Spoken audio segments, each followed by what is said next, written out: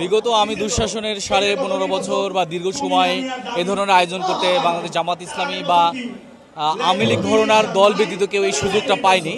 সেই হিসেবে বলতে পারি নিঃসন্দেহে যে জামাত ইসলামীর এই আয়োজনটা খুবই উৎসব মুখর, এবং আমি মনে করি জামাত ইসলামী যে প্রত্যাশাটা করেছে এই সমাবেশকে কেন্দ্র করে, সেই প্রত্যাশার চাইতে দ্বিগুণ বা আরও বেশি উপস্থিত এখানে হবে।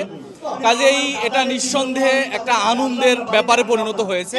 অনেক গরম এবং দীর্ঘ পথ পাড়ি দিয়ে অনেক জনগণ, অনেক জামাত সমর্থিত কর্মী বাহিনী এবং জামাতের একনিষ্ঠ যারা জনশক্তি কর্মীরা তারা উপস্থিত হয়েছেন।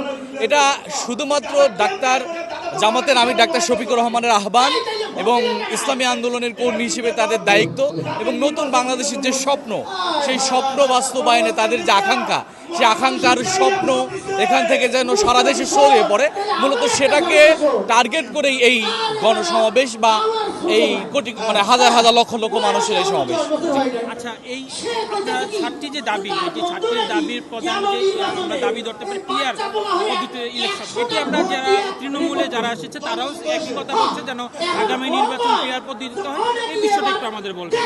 যে পিআর, এটা পৃথিবীর প্রায় 90টার বেশি দেশে পিআর পদ্ধতিটা চলমান আছে। বাংলাদেশের পার্সপেক্টিভে পিআরটা হয়তো এখন আলোচনায় আসছে, হয়তো সময়ের ব্যবধানে এটা জনপ্রিয় হবে। বাংলাদেশ জামাত ইসলামী এমন একটা নির্বাচন চাই যে বিগত নির্বাচনগুলো আমরা দেখে আসছি যে রাটে ভোট হয়ে যেত, অথবা ব্যক্তির প্রভাব, অথবা কালো টাকার প্রভাব, অথবা সন্ত্রাসী কায়দায় সব কিছুকে নিয়ে নেওয়া। এই যে বিভিন্ন অপরাধের মাধ্যমে নির্বাচনগুলো হয়ে গেছে, সরকার গঠন হয়েছে, ফ্যাসিবাদ প্রতিষ্ঠিত হয়েছে।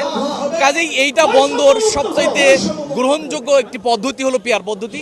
নিঃসন্দেহে এই পদ্ধতির সাথে এদেশের ম্যাক্সিমাম দল, ছোট বড় ম্যাক্সিমাম দল এই পদ্ধতির সাথে একমত, দু একটা দল ভিন্ন মত পোষণ করতেই পারে, এটা তাদের রাইটসও আছে।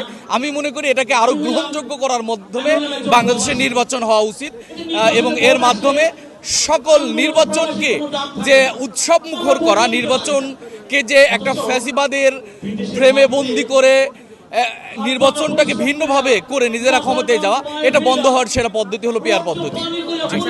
আজকে এই সমাবেশ থেকে কেন্দ্র থেকে তৃণমূল পর্যন্ত কি বার্তা আসলে প্রদান করা হবে? জামাতের আমির মূলত কি বার্তা দিবেন এটা আমরা তার বক্তব্যের মাধ্যমেই শুনতে পারবো। মূলত বার্তার বা দাবির 7টা বিষয় যেটা আমাদের এখানে ক্লিয়ার, যে এর ভিতরে বেসিক হলো যে পিআর পদ্ধতি, জুলাই সনদ এবং নির্বাচনকে সুষ্ঠু করার জন্য যে লেভেল প্লেইং ফিল্ড সহ 7টা দাবি। এই দাবি তো আছে, এর বাইরে ডাক্তার শফিকুর রহমান উনি যে বক্তব্যটা দিবেন, সেই বক্তব্যের মেসেজটা কি হবে হয়তো তার বক্তব্যের মাধ্যমে আমরা জানতে পারবো। এখন এর মধ্যে আমাদের জন্য বলাটা একটু কঠিন হবে।